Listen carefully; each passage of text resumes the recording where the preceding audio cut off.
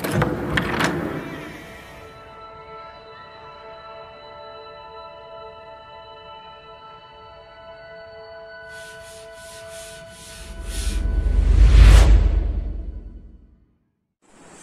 प्यारे बच्चों, आप सभी को मेरा नमस्कार। आज हम लोग पूरे भारत के लोग 75 अर्थात 75वें स्वतंत्रता दिवस उल्लासपूर्वक हम लोग मना रहे हैं। आज से लगभग 200 साल पहले 1757 के आसपास अंग्रेजों ने भारत में अपना कब्जा जमा लिया। उससे पहले भी अंग्रेज लोग जहांगीर के कार्यकाल में आना प्रारंभ किए थे, लेकिन धीरे धीरे आगे बढ़ता गया और 1757 के आसपास या 1757 में ही प्लासी के युद्ध हुआ। ये जो प्लासी के युद्ध हुआ, इसमें अंग्रेज शासक थे रॉबर्ट क्लाइव और बंगाल के नवाब थे सिराजुद्दौला। इन दोनों के मध्य लड़ाई हुआ, संघर्ष हुआ, लेकिन बंगाल के नवाब के अधीन एक मीर जाफर नामक व्यक्ति थे। अंग्रेजों ने इस मीर जाफर नामक व्यक्ति को पटा लिए, मतलब अपने पक्ष में कर लिए और उनको कहना चाहिए एक लोभ दे दिए कि बंगाल के नवाब के बाद आप ही बंगाल का क्या बनेंगे, नवाब बनेंगे। अब वो लालच में आकर अपने जो नवाब थे उनका पक्ष नहीं लिया। जब दोनों के बीच संघर्ष होती है, लड़ाई होती है, तो मीर जाफर कहना चाहिए रॉबर्ट क्लाइव मतलब अंग्रेज शासक का साथ देते हैं और बंगाल के नवाब की क्या हो जाती है, हार हो जाती है। यहीं से अंग्रेजों ने अपना पैर जमाना प्रारंभ कर दिए। आगे चलकर मीर जाफर के बाद मीर कासिम बने और मीर कासिम के साथ में 1764 में बक्सर का युद्ध हुआ। उसके बाद समय धीरे धीरे बढ़ते गया। आगे चलकर कहने की 1857 आती है। 1857 में भारत में प्रथम स्वतंत्रता आंदोलन होता है, जिसमें एक तरफ भारतीय है और एक तरफ अंग्रेज है। लेकिन इसमें भी कहने चाहिए भारतीयों की क्या हो जाती है, हार हो जाती है, क्योंकि उस समय शिक्षा की कमी, उपकरण की कमी, हथियार की कमी, एकजुटता की कमी, जिसके कारण भारतीय लोगों को क्या होती है, हार हो जाती है। लेकिन इसको कहना चाहिए अनेक विद्वानों ने प्रथम स्वतंत्रता आंदोलन का नाम दिए। फिर जैसे जैसे समय बढ़ता गया, भारत में एक से एक कहना चाहिए क्रांतिकारी नेता, बड़े बड़े नेता पैदा हुए और भारत में कहना चाहिए अनेकों अंग्रेजों के प्रति लड़ाई भी हुआ। 1905 बंगाल का विभाजन, 1919 रोलेट एक्ट लाया गया। 1919 में ही कहना चाहिए रोलेट एक्ट के खिलाफ जब शांतिपूर्वक धरना दिया जाता है तो जलियांवाला बाग हत्याकांड हो जाती है। फिर उसके बाद कहने की उसी दौरान गांधी जी आते हैं 1917 में। अब 1917 के बाद कहने की 1921 में, 1924 में, 1930-31 में गांधी जी अंग्रेजों के प्रति अहिंसात्मक लड़ाई लड़ते हैं। 1921 में गांधी जी सक्रिय हो गए और उसके बाद 1930 में सविनय अवज्ञा आंदोलन, नमक कानून तोड़ो आंदोलन, फिर 1931 में गांधी और इरविन के बीच समझौता होती है। 1942 में करो या मरो अर्थात भारत छोड़ो आंदोलन प्रारंभ होता है और इन्हीं के परिणाम स्वरूप आगे चलकर हमारा देश 15 अगस्त 1947 को क्या होता है, आजाद होता है। अंग्रेजों ने भारत को छोड़ने का तो मन बना लिया, लेकिन उन्होंने जाते जाते कहना चाहिए ये विचार किए कि हम तो यहाँ से चले जाएंगे, लेकिन यहाँ पर अभी संविधान नहीं है तो भारत कैसे चलेगा। तो उन्होंने नवंबर 1946 में एक संविधान सभा का गठन करते हैं और 15 अगस्त 1947 में जब भारत में नई सरकार बनती है तो भारत के कहने चाहिए प्रथम प्रधानमंत्री पंडित जवाहरलाल नेहरू बने। और जो कहने चाहिए उस दौरान का जो सरकार है, क्योंकि भारत में संविधान नहीं था तो संविधान सभा के अनुसार ही भारत को चलाते थे और संविधान सभा आगे चलकर 2 वर्ष 11 माह 18 दिन 2 वर्ष 11 माह 18 दिन में संविधान बना दिए और इस प्रकार से आगे चलकर 26 नवंबर 1949 को संविधान अंगीकृत हुआ, अर्थात पूर्ण रूप से बन गया। और आगे चलकर 2 माह बाद 26 जनवरी 1950 को भारत में संविधान लागू हुआ और उसी दिन से हमारा देश एक गणतांत्रिक या फिर लोकतांत्रिक देश बन गया।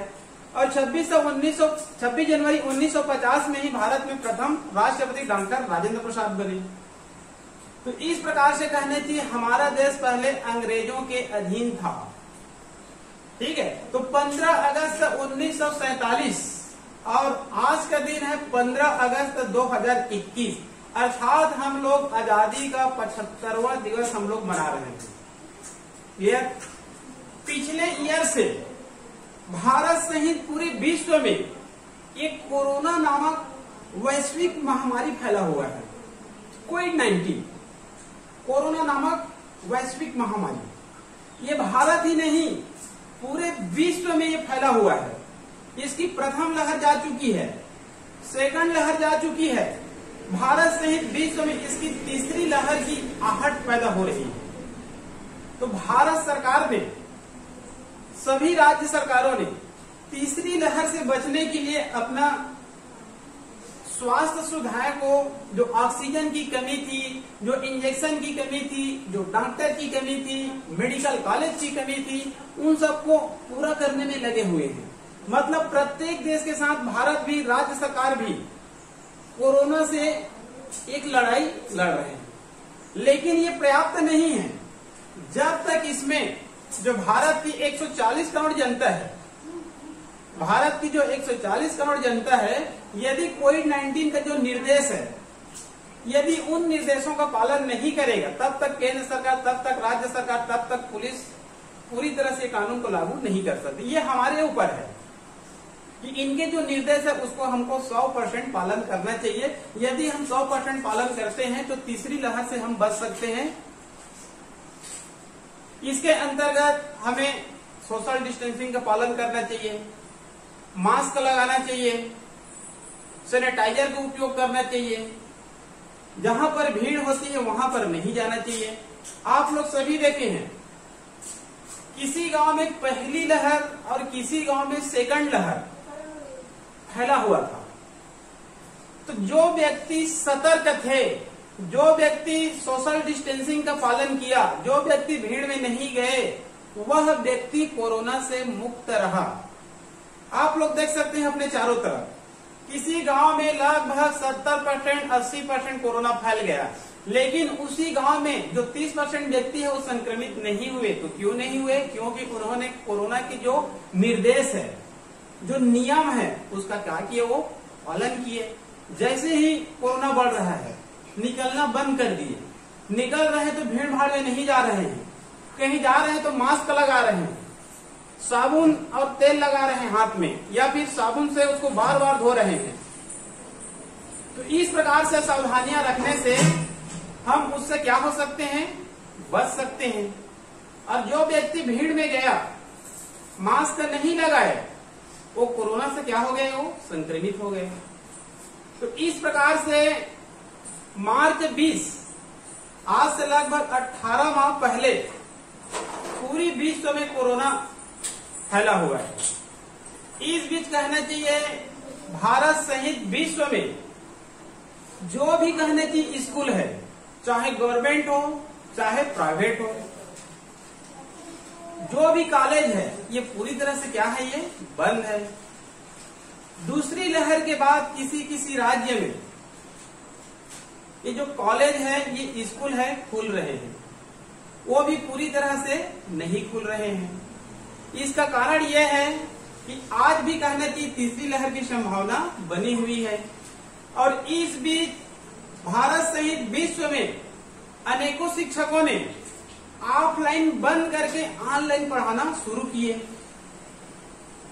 लेकिन ये जो ऑनलाइन पढ़ाई है, ऑफलाइन का विकल्प नहीं हो सकता। ये जो ऑनलाइन पढ़ाई होते हैं केवल कुछ ही दिनों के लिए होते हैं, अधिक से अधिक 1 साल और अधिक से अधिक 2 साल तक, क्योंकि लंबी दिनों तक ऑनलाइन पढ़ाई करने से आंखों में प्रॉब्लम, सिर दर्द का प्रॉब्लम, पूरे शरीर में प्रॉब्लम आदि होता रहता है। तो ऑफलाइन का विकल्प ऑनलाइन नहीं हो सकता है।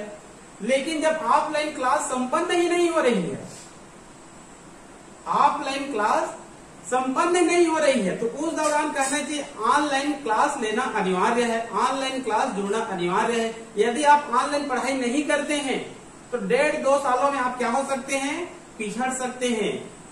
क्योंकि जो व्यक्ति ऑनलाइन पढ़ाई कर रहा है वो लगातार पढ़ाई कर रहा है और आप केवल ऑफलाइन की इंतजार कर रहे हैं, तो 1.5-2 साल में आप पूरी तरह से पिछड़ सकते हैं। अतः हमारे छात्रों ने ऑनलाइन भी पढ़ना शुरू किया। तो इस प्रकार से कहना चाहिए नई नई टेक्नोलॉजी का भी आविष्कार हुआ। पहले किसी भी प्रकार का ऑनलाइन शिक्षा नहीं होता था। मार्च 20 से पहले अपने राज्य, अपने भारत में केवल बड़े सिटी में ही ऑनलाइन पढ़ाई होती थी। अब गांव में कहने की जो छोटे छोटे बच्चे हैं वो भी जानते हैं कि ऑनलाइन पढ़ाई क्या है। जो टीचर पहले स्मार्ट फोन चलाने नहीं जानते थे वो भी आज क्लास क्रिएट कर लेते हैं और वो भी ऑनलाइन पढ़ाते हैं। तो इस प्रकार से ऑनलाइन के माध्यम से बच्चों तक ज्ञान पहुंचा और यहाँ तक कि कुछ बच्चे 10वीं 12वीं कॉलेज वाले इतना पढ़ाई किए कि जो ऑफलाइन में जितना नहीं जानते थे उतना टेस्ट दिलाकर अपने जीके है, जो सामान्य अध्ययन है, जो सामान्य साइंस है, उसको क्या कर लिए, स्ट्रांग कर लिए। क्योंकि ऑनलाइन क्लास के अंतर्गत थ्योरिटिकल क्लास होने के बाद ऑनलाइन टेस्ट भी लिया जाता है, डेली ऑनलाइन टेस्ट लिया जाता है। तो एक दिन हिस्ट्री का टेस्ट हो रहा है, एक दिन ज्योग्राफी का हो रहा है, एक दिन इकोनॉमिक का हो रहा है, एक दिन फिजिक्स का हो रहा है, एक दिन केमिस्ट्री का हो रहा है, एक दिन बायोलॉजी का हो रहा है, एक दिन रीजनिंग का हो रहा है, एक दिन स्पोर्ट्स का हो रहा है, करंट घटना चक्र का हो रहा है। एक बार खत्म होने के बाद ये इनका रिवाइज होते रहता है। और एक टीचर नहीं है, हजारों लाखों टीचर है। तो इस प्रकार से अनेक स्टूडेंट जिन्होंने ऑनलाइन पढ़ाई की है उनका जीएस क्या हो गए हैं, स्ट्रांग हो गए हैं। यदि साइंस के स्टूडेंट्स हैं तो उनका फिजिक्स, केमिस्ट्री, बायोलॉजी, मैथ्स से भी क्या हो गया है, स्ट्रांग हो गए हैं। लेकिन इसमें जो ऑनलाइन क्लास है लंबी दिनों तक संभव नहीं है। लंबी दिनों तक अध्ययन करने के लिए ऑफलाइन ही क्लास क्या होता है, उपयुक्त होता है। क्लियर। इसी कड़ी में मैं भी कहना चाहिए एक यूट्यूब बनाना प्रारंभ किया अपने छात्रों के लिए, क्योंकि स्कूल कॉलेज बंद हो गया। तो अपने छात्रों को कैसे पढ़ाना था, तो अपने स्कूल में नेट की प्रॉब्लम है। आज भी कहना चाहिए इंटरनेट सुविधा उतना अच्छा नहीं है जितना होना चाहिए। और उस दौरान तो केवल अपने घर से पढ़ाना था, क्योंकि कहना चाहिए स्कूल कॉलेज क्या था, बंद था। तो उस दौरान मैं भी ऑनलाइन क्लास लेना प्रारंभ किया, लेकिन बच्चों को इसमें दिक्कत होता था। कभी मेरे तरफ नेट नहीं, कभी उनके तरफ नहीं, कभी साफ नहीं दिखाई देता है, कभी ब्रेक हो जाता है। तो इसको या इस कमी को दूर करने के लिए मैं अपना एक यूट्यूब चैनल बनाया, net biology with Pramod Yadav नाम से एक चैनल बनाया। और मात्र 3 माह में मैं जो 12वीं का कहने चाहिए 16 चैप्टर में जो 12 चैप्टर थे, क्योंकि कुछ चैप्टर को कोरोना के कारण हटा दिया गया, तो मात्र 3 माह में मैं अपने छात्रों के लिए पूरी 12वीं बायोलॉजी को अपने यूट्यूब में अपलोड कर दिया। और इस प्रकार से मेरे स्कूल के जो स्टूडेंट्स हैं उसके साथ में छत्तीसगढ़ के लगभग 17-18 जिले के स्टूडेंट मेरे यूट्यूब से पढ़ाई किए। और इस प्रकार से सभी छात्रों ने अपने जो बायोलॉजी सब्जेक्ट है उसको क्या कर लिए, स्ट्रांग कर लिए। आज भी मेरे पास अनेक स्कूलों से अन्य जिलों के बच्चे जो मेरे को कॉल करते हैं तो ये बताते हैं कि हमारा बायोलॉजी बहुत ही क्या हो गया, स्ट्रांग हो चुका है। हम जूलॉजी या बॉटनी में क्या करेंगे, एमएससी करेंगे, हम नीट का एग्जाम दिलाएंगे। जो कभी नीट के बारे में नहीं सोचता था, नीट के बारे में नहीं सोचता तो वो आज बच्चे कहने की नीट का फॉर्म भरे हैं और 12 सितंबर को नीट का एग्जाम भी है। और इस प्रकार से 12वीं के साथ साथ मैं 11वीं का भी कुछ चैप्टर है उनको मैं यूट्यूब में क्या किया, अपलोड किया। उसके माध्यम से स्टूडेंट पढ़ाई कर रहे हैं और आगे चलकर कहना चाहिए मुझे उम्मीद है नीट भी क्वालिफाई कर सकते हैं। इसके लिए आपको बायोलॉजी में 270 से 300 अंक तक आपको लाना पड़ेगा। ठीक है जी। तो इसके लिए आप 11वीं 12वीं बायोलॉजी का पुस्तक को अध्ययन कीजिए, एनसीईआरटी का पुस्तक अध्ययन करिए, आप यूनिफाइड कॉलेज का भी कहना चाहिए आप लोग कोर्स का अध्ययन कर सकते हैं। इसमें आप लोगों को विशेष रूप से क्या मिलेगा, लाभ मिलेगा। क्लियर। अब यहाँ पर 2021 आजादी का 75वां स्वतंत्रता दिवस हम मना रहे हैं, लेकिन आजादी का 75 वर्ष होने के बावजूद आज भी भारत में अच्छे सड़क नहीं है, अच्छी पानी नहीं है, अच्छी आवास नहीं है। तो आगे चलकर हम 2046 में, 2021 के बाद 2046 में हम आजादी का 100वें वर्ष मनाएंगे। तो जब हम 100वें वर्ष मनाएंगे तो हमारा देश एक विकसित देश होना चाहिए। यदि इसी प्रकार से पिछड़ा रहा और हम आजादी का 100वें वर्ष मनाएंगे और यदि हमको कहना चाहिए अच्छी से भोजन नहीं मिलता है, भोजन, पानी, आवास, सड़क, रेल, शिक्षा, स्वास्थ्य, कृषि, यदि इसमें हम विकास नहीं किए तो केवल कहना चाहिए एक आजादी का हम लोग 100वें वर्ष मनाएंगे और विकास का नहीं मना पाएंगे। तो मैं चाहता हूं हमारा भारत देश विश्व में आगे बढ़े। जब हम आजादी का 100वें वर्ष मनाएं तो सभी को भोजन उपलब्ध होना चाहिए। आप लोगों को पता होगा हमारा देश विश्व का सेकंड सबसे बड़ा देश है पॉपुलेशन की दृष्टि से। लगभग यहाँ 140 करोड़ जनसंख्या है, चाइना के बाद सेकंड सबसे बड़ा देश है। लेकिन ये भी माना जाता है भारत में 25 करोड़ लोग ऐसे हैं जिसको भर पेट भोजन नहीं मिलता है। भारत में बहुत लोग ऐसे हैं जो बेघर हैं, अर्थात उनके पास आवास नहीं है। इतने ही लोगों को साफ पानी नहीं मिल पाता है। आज भी भारत में अच्छी सड़क नहीं है। भारत में आज भी अनेक जिला ऐसे हैं जहां पर रेल सुविधा नहीं है। भारत में आज भी ऐसे लोग हैं जिनको अच्छी शिक्षा नहीं मिलती है। शिक्षा प्राप्त करने के लिए उनको दूर जाना पड़ता है। यहाँ तक कि कॉलेज की पढ़ाई करने के लिए उनको 100 से 150 किलोमीटर जाना पड़ता है, मतलब दूसरे सिटी में जाकर उनको अध्ययन करना पड़ता है। आसपास में अच्छी कॉलेज नहीं है। और जो स्वास्थ्य है, जब कोरोना नामक वैश्विक महामारी रोग आया तो ये स्वास्थ्य विभाग पहले से ही कहना कि अच्छी नहीं थी भारत में, ये इसको और पूरी तरह से चौपट करके रख दिया। ये जो कोरोना नामक वैश्विक महामारी है, जिस देश में अच्छी स्वास्थ्य थी उनको भी ये प्रभावित किया है। हमारे देश में एक अनुमान के अनुसार डॉक्टरों की बहुत कमी है, क्योंकि भारत में उतनी मेडिकल कॉलेज नहीं है। भारत में आज भी अच्छी कृषि नहीं होती है। आज भी पुरानी पद्धति से ही कृषि कर रहे हैं, क्योंकि भारत में कहना चाहिए 100% सिंचाई उपलब्ध नहीं है। भारत में केवल पंजाब और हरियाणा ऐसे राज्य है जहां पर कहना चाहिए 90% से अधिक सिंचाई सुविधा उपलब्ध है। बाकी आप अन्य राज्यों में जाएंगे तो लगभग 50 से 60% भी सिंचाई की साधन उपलब्ध है। अर्थात भारत में अधिकांश कृषि कैसे होती है? वर्षा आधारित है। यदि जिस वर्ष वर्षा नहीं हुई उस वर्ष अच्छे से उत्पादन नहीं होगा। भारत में कहने चाहिए टेक्नोलॉजी की कमी है। जो बड़े बड़े देश है जैसे America, China, Japan, France, Britain, ये सब कहने चाहिए टेक्नोलॉजी में आगे है। और ये माना जाता है अभी वर्तमान समय में जिसने टेक्नोलॉजी को जान लिया, जिस व्यक्ति ने टेक्नोलॉजी को जान लिया वह व्यक्ति आगे बढ़ेगा। जो व्यक्ति टेक्नोलॉजी नहीं जानता है वो आगे नहीं बढ़ सकता। आज प्रत्येक कार्य टेक्नोलॉजी पर डिपेंड है। टेक्नोलॉजी मतलब चाहे आपका स्मार्टफोन हो, चाहे आपका लैपटॉप हो, या फिर कंप्यूटर हो, या फिर नेट हो, ये सब कहने की टेक्नोलॉजी है। आज कहने की एक छोटा सा मोबाइल, एक छोटा सा स्मार्टफोन पूरी कार्य कर सकता है। आप यहाँ पर एक स्थान में आप अमेरिका से आप किसी व्यक्ति से बात कर सकते हैं, यहाँ से मैसेज अमेरिका भेज सकते हैं, पैसा अमेरिका भेज सकते हैं। विश्व में क्या घटना हो रही है वो सब यहीं से आप जान सकते हैं। क्या पीडीएफ भेजना है, क्या आपको यूट्यूब भेजना है, क्या आपको फेसबुक का उपयोग करना है, क्या आपको ट्विटर का उपयोग करना है, क्या इंस्टाग्राम का उपयोग करना है, ये सब आज भी गांव में सुविधा उपलब्ध नहीं है। तो आगे चलकर जब हम 2046 में आजादी का जब 100वें वर्ष मनाएंगे तो हमारा देश कहने की इन सभी क्षेत्रों में आगे होना चाहिए। मतलब यहाँ पर अच्छी भोजन होना चाहिए, पानी होना चाहिए, आवास होना चाहिए, शिक्षा होना चाहिए, स्वास्थ्य होना चाहिए, कृषि होना चाहिए। अच्छी सड़क होनी चाहिए, प्रत्येक राज्य प्रत्येक जिले में रेल मार्ग होना चाहिए, टेक्नोलॉजी का आविष्कार होना चाहिए, जो दूरस्थ व्यक्ति है उनके पास भी स्मार्टफोन होना चाहिए, तभी हम लोग कहना चाहिए आजादी का 100वें वर्ष बड़ी धूमधाम से मना सकते हैं। क्लियर?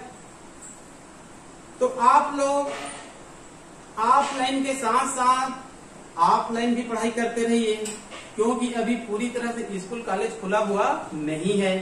यदि आप ऑफलाइन पढ़ाई करते हैं, स्कूल गए, तो आप घर आने के बाद ऑनलाइन भी पढ़ाई कर सकते हैं।